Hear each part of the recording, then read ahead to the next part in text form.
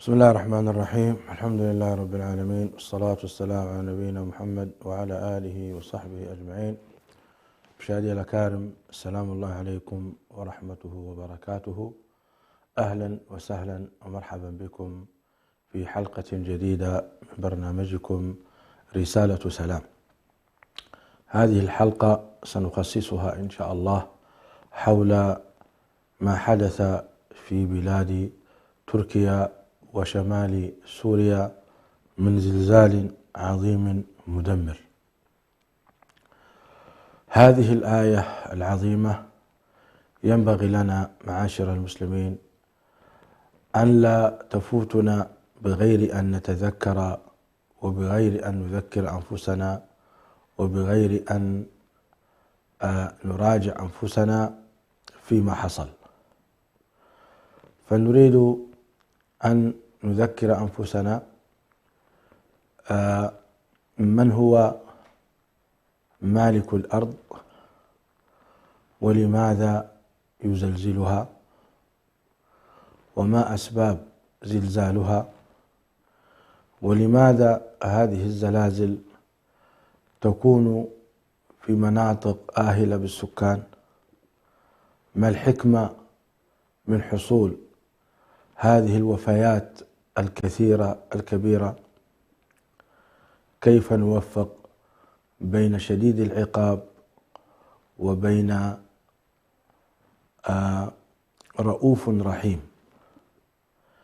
متى تكون هذه الزلازل عقوبة يعاقب الله بها من يشاء، ومتى تكون ابتلاء يبتلي الله عز وجل بها لرفع درجات وتكفير سيئات. وقبل أن نبدأ في الإجابة على هذه الأسئلة نتوجه بالتعازي لجميع الذين فقدوا أحبابهم وإخوانهم، بل نعزي أنفسنا، نعزي الحكومة التركية حكومة وشعبا، ونعزي أهلنا وإخواننا في بلاد سوريا، ونسأل الله سبحانه وتعالى في هذه اللحظات أن يتقبل الموتى شهداء عنده سبحانه وتعالى، فذلك سلواننا، فذلك ما يعزينا. إن كتب الله لهم الشهادة فأصبحوا مع النبيين والصديقين، فتلك حقيقة نعمة كبيرة جدا فازوا بها، وأصبحت هذه الزلازل بالنسبة لهم منقبة كبيرة. ولذلك يقال أن من كان أشقى الناس في هذه الدنيا إذا غمس في الجنة غمسة واحدة فيقال له: هل مر بك بؤس قط؟ هل مر بك بلاء قط؟ فيقول: لا يا ربي. وهذا من عظم ما يراه. إذن الحقيقة نشيد أيضا قبل بداية في سرد هذه الأحكام، نشيد بما قامت به الحكومة التركية من إغاثة شعبها ومواطنيها. فما إن حصل هذا الزلزال حتى هرعت الحكومة برمتها من وزير الصحة ووزير الدفاع ووزيرة الشؤون الاجتماعية ووزراء آخرون، جميعهم كانوا متواجدون في قلب الحدث يقومون بواجبهم الحكومي، كما لحق بهم رئيسهم هذا الرجل المبارك العادل الذي نسأل الله تعالى أن يمد في عمره وأن يبارك له في أعماله وأن يمده بالصحة والقوة والعافية. نعم، هكذا فليكن الرؤساء. ذهب الرئيس رجب طيب أردوغان إلى منطقة الحدث وبدأ يتابع رعاياه بنفسه، جزاه الله خيرا. يا سلام يا سلام، والله إنك حقيقة لتفرح بمثل هذه المواقف التي تصدر من مثل هذا الرئيس ومن مثل هؤلاء الرؤساء، وتحزن لما حصل من بلاء كبير في تركيا أدى إلى خسائر بشرية كبيرة وخسائر مادية ضخمة أيضا، ولكن هذا قدر الله عز وجل، وفي أقدار الله حكم بالغة. فإلى الأحكام.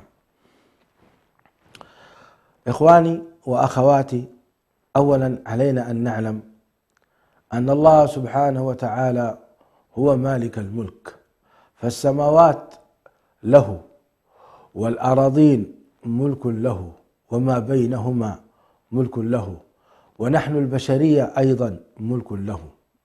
وهنا يتبين في وقوع الزلازل والبراكين والكسوف والخسوف والعواصف والفيضانات والسحاب والرياح والليل والنهار والشمس والقمر والحر والبرد والنجوم والأفلاك، كلها من آيات الله تعالى الدالة على وحدانيته وعظمته وكبريائه واستحقاقه للعبادة. هذه قضية مهمة. هذه الزلازل ترد على الملاحدة الذين يقولون لا إله والحياة مادة، وأنت تحزن حينما تتابع وكالات الأنباء وهم يتحدثون عن هذه الزلازل، لا يذكرون الله عز وجل ولا يسبحونه ولا يقولون هذه من أقدار الله المؤلمة، ولا يتحدثون أبدا عن هذا الباب أبدا أبدا، وإنما مع الأسف يحيلون ذلك إلى الطبيعة. وتأتي عن مذيعيهم تقارير تكتب بأسلوب أدبي راق ولا يذكرون آية واحدة من كتاب الله. أليس هذه من أسباب غضب الله عز وجل أن لا ننسب هذه الأمور له سبحانه وتعالى، وأن نعرض تماما عن قوته وجبروته وملكيته واستحقاقه للعبادة والخوف منه؟ هي هذه إحدى الأسباب لنزول مثل هذه الزلازل، والله المستعان. إذن هذا رد على الذين يقولون لا إله والحياة مادة. كيف يكون لهذا الكون يتحرك بهذه الحركة ويقتل هذه الأعداد البشرية الهائلة، ثم يقال ليس هناك إله يعاقب وليس هناك إله يجازي؟ هذه الرسالة الأولى. لذلك قال ربنا: إن في خلق السماوات والأرض واختلاف الليل والنهار لآيات لأولي الألباب. وقال ربنا: وفي الأرض آيات للموقنين وفي أنفسكم أفلا تبصرون. وقال سبحانه: أولم ينظروا في ملكوت السماوات والأرض وما خلق الله من شيء. وقال سبحانه: ما كان الله ليعجزه من شيء في الأرض ولا في السماء، وما كان الله ليعجزه من شيء في السماوات ولا في الأرض إنه كان عليما قديرا. الرسالة الثانية: الزلازل تدلنا وتذكرنا بنعمة كبيرة من نعم الله نحن غافلون عنها. هذه البشرية تعيش في غفلة عظيمة عن نعمة كبيرة من نعم الله، ألا وهي ثبات الأرض. قال الله تعالى: الله الذي جعل لكم الأرض قرارا والسماء بناء. وقال سبحانه: أمن جعل الأرض قرارا وجعل خلالها أنهارا وجعل لها رواسي وجعل بين البحرين حاجزا أإله مع الله. فثبات الأرض وقرارها نعمة من نعم الله تستوجب الشكر. الزلازل يبتلي بها ربنا عز وجل عباده، فهي تذكير بنعمة ثبات الأرض كما ذكرنا. فلو كانت الأرض رجراجة وكانت ميالة وكانت مضطربة ما استطاع الناس أن يعيشون عليها، ولا أن يسيرون فيها، فلذلك ثبتها الله سبحانه وتعالى بالجبال. فكان علينا نحن معاشر المسلمين أن نشكر الله سبحانه وتعالى في أرضه ولا نعصيه. هذه الأرض ملك لله، الواجب علينا ألا نعصي الله، وإذا عصينا الله علينا أن نتوب، وعلينا أن نستغفر ونعود إلى ربنا سبحانه وتعالى.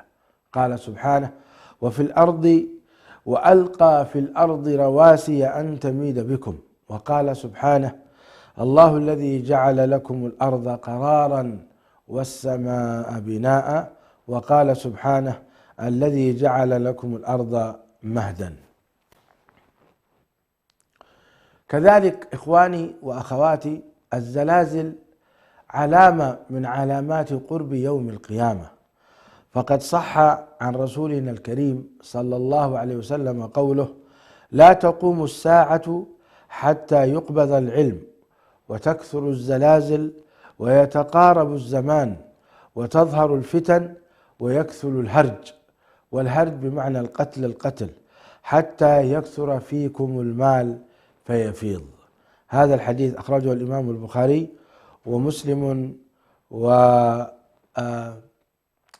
ومسلم هما كتابين صحيحين من كتب أهل السنة. إذن هذه الزلازل إشارة إلى قرب يوم القيامة، وهذا معناه أن الناس تستعد بالتوبة والاستغفار وإخراج الزكاة وترك الظلم وكل ما يغضب الله سبحانه وتعالى، والإسراع على الطاعات من الصدقة والخير. اللهم ارفع سخطك وغضبك عنا، اللهم ارفع سخطك وغضبك عنا، اللهم ارفع سخطك وغضبك عنا، آمين. كذلك إخواني وأخواتي، الزلازل هي تذكر بأهوال يوم القيامة كما ذكرت لكم، وقد ذكر لنا نبينا الكريم أنها من علامات يوم القيامة، ولذلك في يوم القيامة نفسه يحصل زلزال شديد. قال الله تعالى: يا أيها الناس اتقوا ربكم إن زلزلة الساعة شيء عظيم يوم ترونها تذهل كل مرضعة عما أرضعت وتضع كل ذات حمل حملها وترى الناس سكارى وما هم بسكارى ولكن عذاب الله شديد. وقال سبحانه: إذا زلزلت الأرض زلزالها وأخرجت الأرض أثقالها وقال الإنسان ما لها يومئذ تحدث أخبارها. إخواني وأخواتي، لنتأمل هذه الآية العجيبة التي تبين لنا جزء من أحوال يوم القيامة، وأن هذا الجزء هي زلزلة الأرض. قال سبحانه: يا أيها الناس اتقوا ربكم إن زلزلة الساعة شيء عظيم. ما حدث في تركيا وسوريا لا يعد ربع ما يحصل يوم القيامة ولا عشره، وإنما هو جزء لا يذكر، فهو شيء بسيط. الزلزال الذي سيكون يوم القيامة هو زلزال عظيم يشمل الكرة الأرضية كلها. ما المخرج من هذا وما هو الحل؟ الحل ذكره الله عز وجل في بداية هذه الآية: يا أيها الناس اتقوا ربكم. وهذا يدلنا على أن الزلازل هذه الأصل فيها أنها تحصل بسبب الذنوب والمعاصي، وقد تحصل بقضاء الله وقدره، وقد تحصل بابتلاء من الله سبحانه وتعالى، لكن الأصل فيها هي تخويف من الله عز وجل لعباده، وهذا لا يكون إلا بسبب الذنوب والمعاصي. ومن حصل عليهم هذا البلاء لا يعني أنهم هم عصاة مجرمون مذنبون، فقد يكونوا شهداء ابتلاهم الله عز وجل واختارهم لهذا الأمر من أجل أن يتذكر بقية الناس قبل أن يحل بهم العقوبة. إخواني، وأخواتي، قوله تعالى: يا أيها الناس اتقوا ربكم، ألا يدلنا هذا على أن سبب الزلازل هي الذنوب والمعاصي تستوجب تقوى الله ومخافته؟ ما معنى اتقوا ربكم؟ ثم أيضا هذا النداء ليس للمؤمنين فحسب، فإن هذه الآية الكل يشاهدها، شاهدها أكثر من 70 دولة أرسلت مساعدات إلى تركيا، شهد هذه الأحداث جميع من في العالم، تحدثت عن هذه الأحداث وسائل العالم برمتها. فهذا يستوجب التذكر، ويستوجب الخوف من الله، ويستوجب البحث في هذه الأمور. لماذا حدث هذا؟ لماذا حدث هذا القتل وهذا الهدم؟ لماذا؟ ماذا يقول القرآن؟ والعجيب إخواني وأخواتي أن وسائل الأنباء لم تستدعي ولا عالما واحدا ليكشف لنا عن هذه الأمور حسب علمي القاصر، وخصوصا وسائل الإعلام الكبرى كالجزيرة والعربية والحدث وTRT وغيرها، لم حقيقة يدعو عالما واحدا ليحدثنا ماذا يقول القرآن عن هذه الزلازل، ماذا تقول السنة النبوية عن هذه الزلازل، ما هو موقف الصحابة الكرام عن مثل هذه الزلازل. مع الأسف لا تجد أحدا يقوم بهذه المهمة. لذلك نحن نقرأ الآن من كتاب الله من سنة رسول الله عن أحكام هذه الزلازل وحكمها، ومتى تكون عذابا ومتى تكون رحمة وابتلاء من الله سبحانه وتعالى. أخبر النبي صلى الله عليه وسلم أن الزلازل تكثر ناحية المشرق كالعراق وغيرها، فقال عنها صلى الله عليه وسلم: هناك الزلازل والفتن وبها يطلع قرن الشيطان، وهذا هو الغالب، فلا يمنع هذا من وقوع الزلازل في المغرب وغيرها. إخواني وأخواتي، الزلازل لها أسبابها وحكم، ولا تعارض بين السبب والحكمة. المسلم اللبيب ذو القلب الحي لا يخلط بينهما، ولا يشغله السبب المادي عن الحكمة. فإذا كانت إخواني وأخواتي الأرض فعلا تتزلزل بسبب القشور الأرضية وبسبب الغازات الشديدة التي تكتم الصخور في داخل الأرض فينتج عنها هذا الاهتزاز، نحن نسأل سؤالا واحدا لهؤلاء العلماء من الجيولوجيا: من الذي هيأ هذه الأسباب؟ ومن الذي يتحكم فيها؟ ومن الذي أذن أن تقع هذه الأمور؟ إذا كان نفس واحدة لا تموت إلا بإذن الله، فكيف بعشرات الآلاف من البشر ومئات الآلاف من البشر الجرحى؟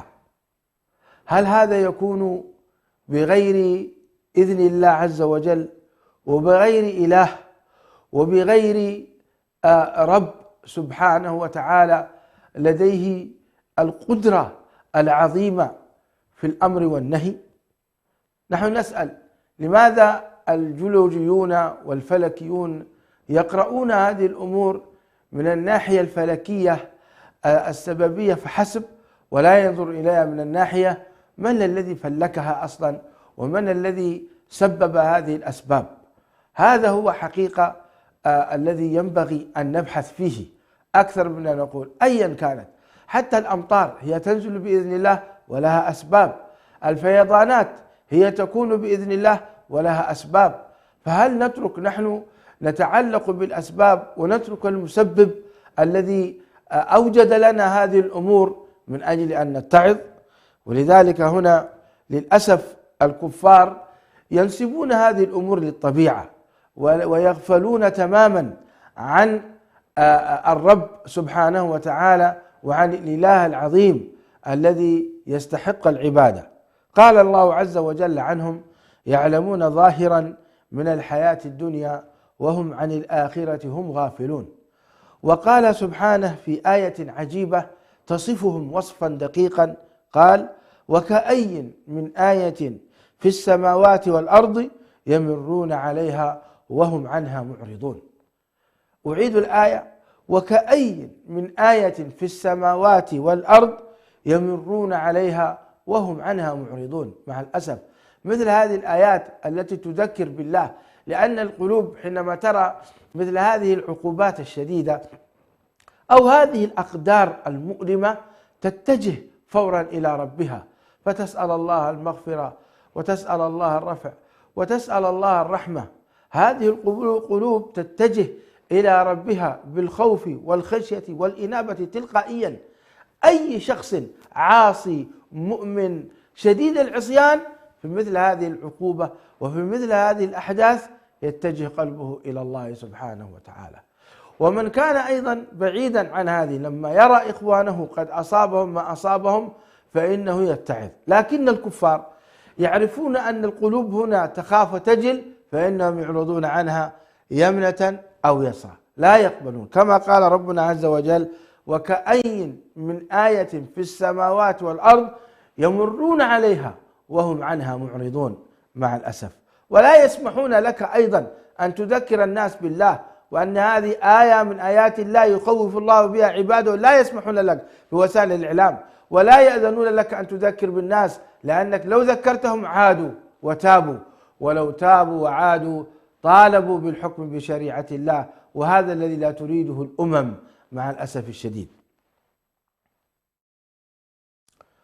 من حكم الله نكرر أنها آية من آيات الله يخوف الله بها عباده. قال سبحانه: وما نرسل بالآيات إلا تخويفا. وقال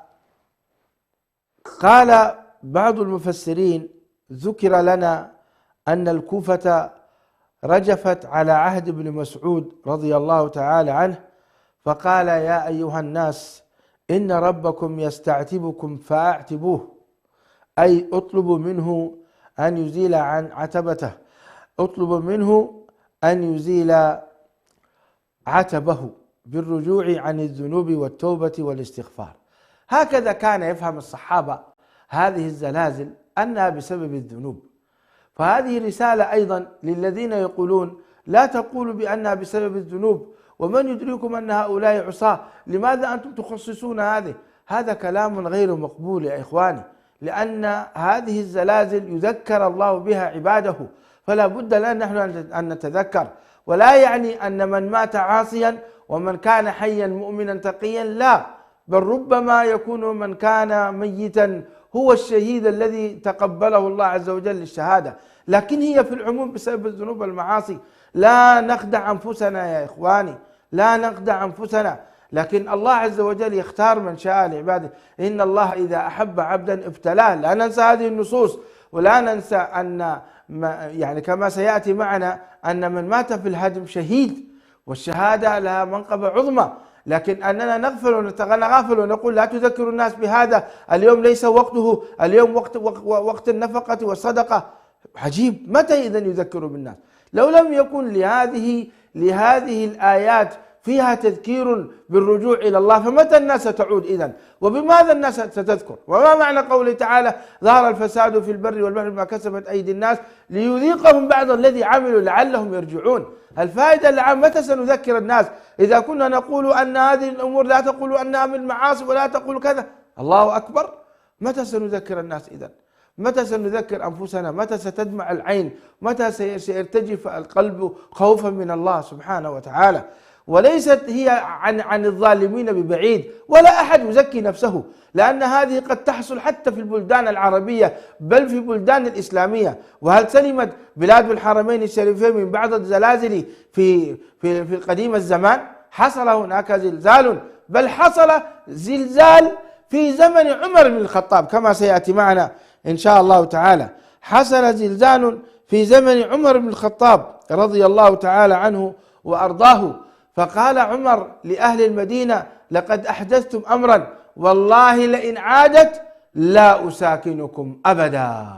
هكذا فهم الصحابة رضوان الله عليهم هذه الزلازل. فكان هذا من كلام عبد الله بن مسعود، وكان هذا من كلام الخليفة الراشد الذي أمرنا أن نتبعه، أنه قال أن هذه الزلازل تكون بالمعاصي والذنوب، هذه أسبابها، والنجاة منها هي التوبة، النجاة منها هي التوبة، بغض النظر عن الحديث عمن وقع عليهم هذا الزلزال، هل هم عصاة مجرمون أو هم صالحون شهداء، بغض النظر، لكن هي تحصل بسبب الذنوب والمعاصي من الأمة أجمع. الأمة جميعها حينما يحصل منها هذا الخلل والذنوب يذكر الله عز وجل عباده. كذلك الكسوف والخسوف، قال صلى الله عليه وسلم: إن الشمس والقمر لا يكسفان لموت أحد ولا لحياته، ولكنهما من آيات الله يخوف الله بهما عباده. ما معنى يا إخواني يخوف؟ لماذا الخوف إذا كان هناك طاعة وهناك استقامة ولم تكن هناك ذنوب؟ لماذا الخوف؟ ما يفعل الله بعذابنا إن شكرنا وآمنا، كما قال تعالى: ما يفعل الله بعذابكم إن شكرتم وآمنتم. ماذا يعني يستفيد الله سبحانه وتعالى من تعذيب الخلق؟ ماذا يستفيد؟ إلا إذا كانوا مخطئون فإنه يعذبهم ليكفر الله عز وجل بهم خطاياهم وليرفع درجاتهم وليذكر بهم غيرهم سبحانه. فهي حكم شرعية عظيمة. لذلك نحن كمعاشر المسلمين خلقنا في هذه الدنيا لعبادة الله عز وجل، وقد آمنا بذلك. فإذا كان الله سبحانه وتعالى يتركنا في المعاصي فإن هذا لا يرضيه، كما قال في كتابه العزيز: إن تكفروا فإن الله غني عنكم ولا يرضى لعباده الكفر. أبدا لا يرضى سبحانه وتعالى لعباده الكفر، ولذلك قال: إن ربك لبالمرصاد.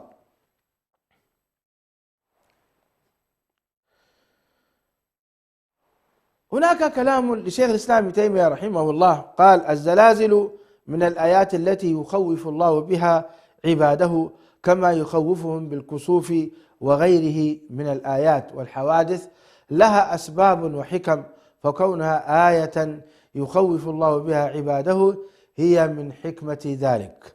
وقال الشيخ ابن باز رحمه الله: كونها آية تعرف بالحساب لا يمنع كونها، يعني يقصد الخسوف والكسوف، لا يمنع كونها تخويفا من الله عز وجل، وأنها تحذير منه سبحانه وتعالى، فإنه هو الذي أجرى الآيات وهو الذي رتب أسبابها، كما تطلع الشمس وتغرب في أوقات معينة، وهكذا القمر والنجوم، وكلها آيات من آيات الله سبحانه وتعالى. فكون الله جل وعلا جعل لها أسبابا كما ذكر الفلكيون لا يمنع من كونها تخويفا وتحذيرا من الله عز وجل.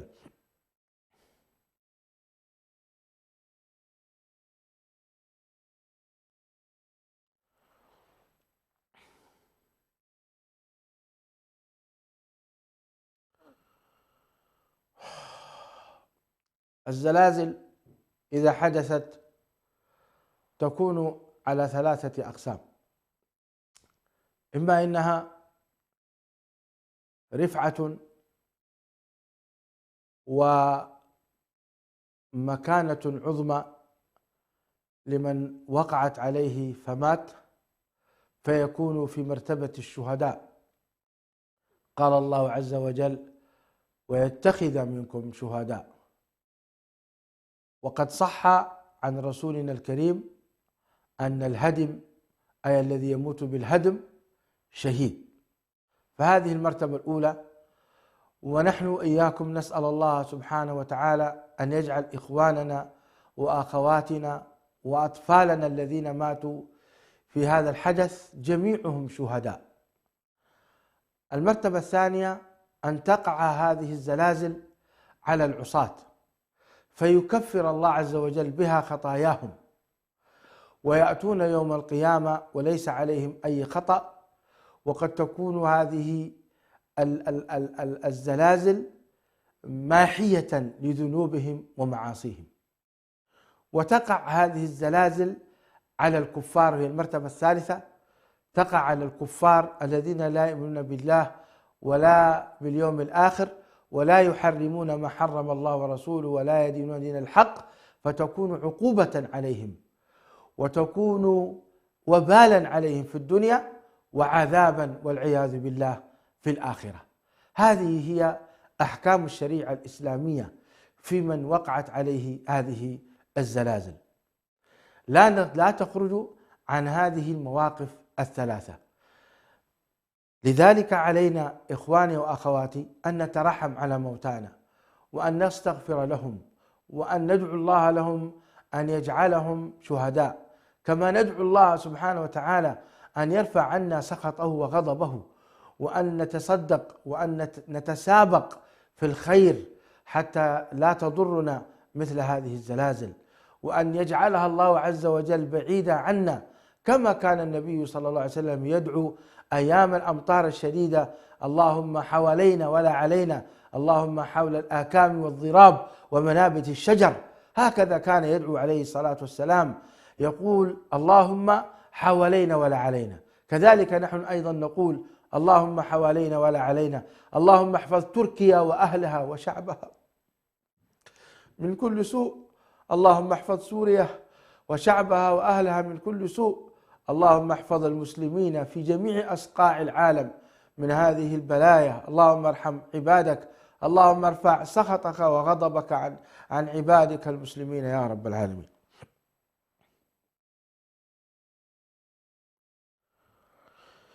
قال الله سبحانه وتعالى: ولنبلونكم بشيء من الخوف والجوع ونقص من الأموال والأنفس والثمرات وبشر الصابرين الذين إذا أصابتهم مصيبة قالوا إنا لله وإنا إليه راجعون أولئك عليهم صلوات من ربهم ورحمة وأولئك هم المهتدون. وأنا أدعو من هذا المنبر أن الخطباء والأئمة والدعاة يقومون بتذكير الناس بالاستغفار والتوبة والدعاء والإنابة والصدقة والقرب من الله والبعد عن المعاصي. نعم يا إخواني، لا بد أن نذكر أنفسنا، ولا بد أن يقوم العلماء بواجبهم. القضية واضحة لا لبس فيها. إذا عصي الله عز وجل عذبه سبحانه وتعالى أو عفى عنه، كما قال سبحانه وتعالى: وما أصابكم من مصيبة فبما كسبت أيديكم ويعفو عن كثير. الله عز وجل يا إخواني يعفو عن كثير، يعفو عن كثير من الذنوب. ولذلك لا نريد هنا أن نسرد المعاصي والذنوب، فالكل يعرف الخطأ الموجود مننا نحن ابتداء. ولذلك النجاة، ما هي النجاة؟ النجاة هي التوبة، الاستغفار. وما كان الله ليعذبهم وأنت فيهم وما كان الله معذبهم وهم يستغفرون. واليوم يقولون الجيولوجيون احتمالية وقوع زلازل أخرى حتى في إسطنبول وارد. فكيف نرفع هذا البلاء عنا؟ الأمر سهل، نرفع هذا البلاء عنا بالاستغفار والتوبة. والآية واضحة في سورة يونس: فلولا قرية آمنت فنفعها إيمانها إلا قوم يونس لما آمنوا كشفنا عنهم عذاب الخزي في الحياة الدنيا ومتعناهم إلى حين. يا إخواني، شريعة ما قبلنا شريعة لنا ما لم يأتي نص يحذفها، فالاستغفار والتوبة باق في شريعتنا. فإذا كانت هناك زلازل قادمة فإنها والله لا تكون مع الاستغفار أبدا، وأنا أجزم لكم بهذا، والله لا تكون هذه الزلازل ولا تضرنا مع الاستغفار والتوبة أبدا. وإلا فما معنى قوله سبحانه وتعالى: وما كان الله ليعذبهم وأنت فيهم وما كان الله معذبهم وهم يستغفرون؟ مع الاستغفار والتوبة لا يأتي. وكذلك مع وجود المصلحين لا يأتي العذاب أيضا يا إخواني. ما معنى قوله سبحانه وتعالى: وما كان الله ليهلك القرى بظلم وأهلها مصلحون؟ وما كان الله ليهلك القرى بظلم وأهلها مصلحون. ما كان الله ليهلك. إذا في من يصلح ويأمر بالمعروف وينهى عن المنكر لا يأتي. اليوم هو زمن التذكير والتخويف بالله. حصل هذا الأمر في أقل من 45 ثانية. دمر الله عز وجل هذه البلدان تدميرا عظيما، وحصل هذا الموت الكثير. نعم بأقدار الله المؤلمة، ولكن علينا أن نتذكر ولا نغفل، ولا ينطبق علينا قوله تعالى: ولقد في في قوله سبحانه وتعالى كما ذكرنا وما من آية في السماوات والأرض يمرون عنها معرضون وهناك ولقد أخذناهم، نعم الآية الكريمة، ولقد أخذناهم بالعذاب فما استكانوا لربهم وما يتضرعون. ما حصل؟ عذاب مؤلم. من الذي لا يتألم من هذا؟ والله قلوبنا تتقطع على هذا، على ما حدث والله. وليس هناك والعياذ بالله لا يمكن الواحد أن يفرح بمثل هذه الأمور والعياذ بالله، بل هذا حزن شديد وألم شديد علينا قبل إخواننا الذين ماتوا.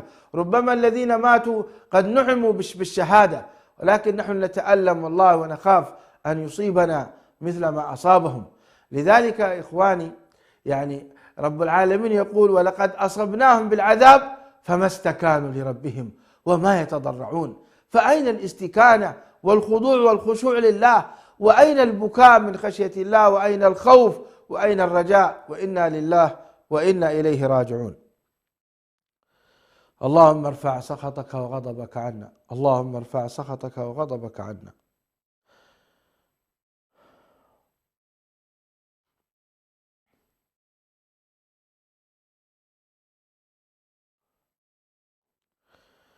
الرواية التي ذكرتها لكم عن عمر بن الخطاب رواها ابن أبي شيبة رحمه الله، قال زلزلت أن الأرض زلزلت على عهد عمر بن الخطاب رضي الله تعالى عنه حتى اصطفقت السرر، يعني زلزلت لدرجة أن السرر اصطفقت بعضها بعض، يعني ضربت بعضها بعضا. فماذا قال؟ فخطب عمر الناس فقال أحدثتم؟ لقد عجلتم، لئن عادت لأخرجن من بين ظهرانيكم. لماذا يخرج عمر بن الخطاب من بين ظهراني المؤمنين والمسلمين؟ هذه رسالة منه رضي الله عنه وأرضاه أنه لا يريد أن يبقى مع العصاة. هذه رسالة منه وتخويف منه رضي الله تعالى عنه لأهل المدينة أن بسبب المعاصي تحصل هذه الأمور. لذلك رضي الله عنه وأرضاه كان عنه مكان، وسطرت لنا هذه الرواية وأبقاها لنا العلماء حتى ندرسها ونتذكر. ذكرت لكم أن الهدم يعتبر من مات تحت الهدم وتحت الأنقاض شهيدا.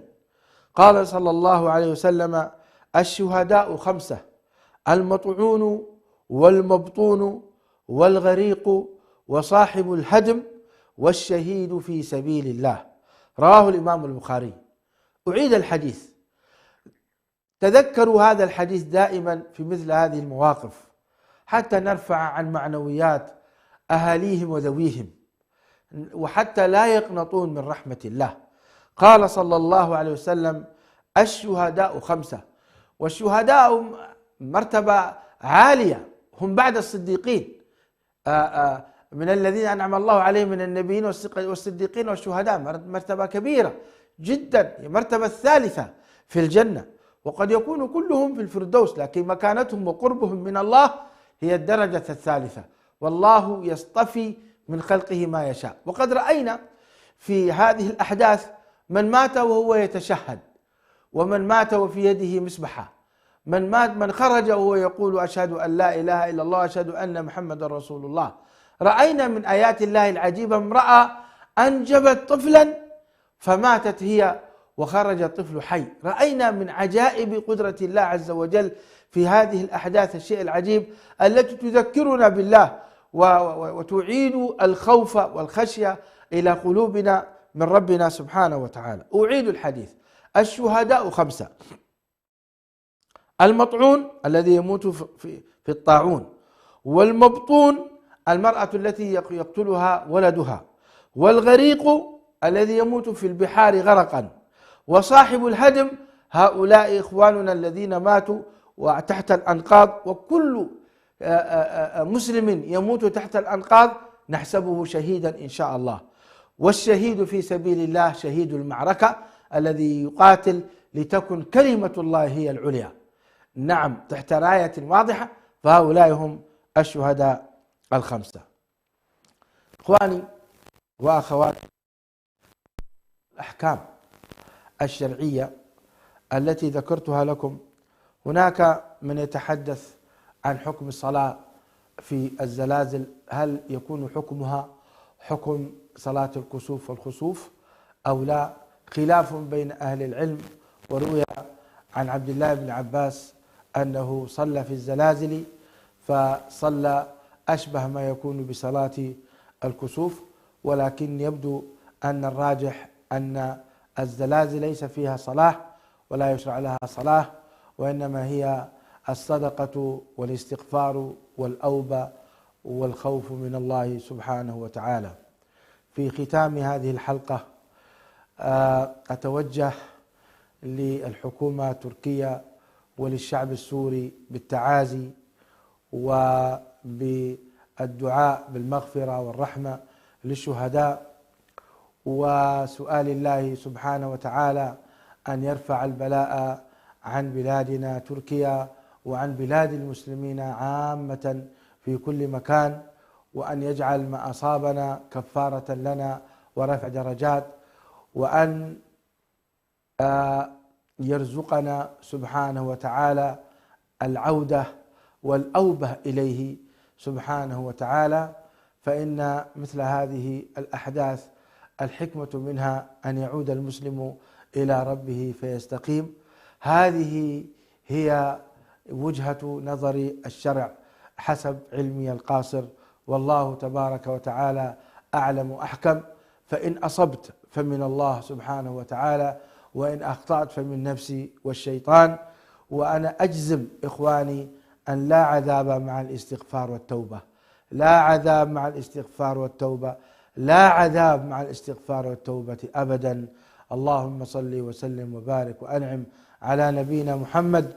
اللهم لك الحمد على ما قدرت، وإنا لله وإنا إليه راجعون.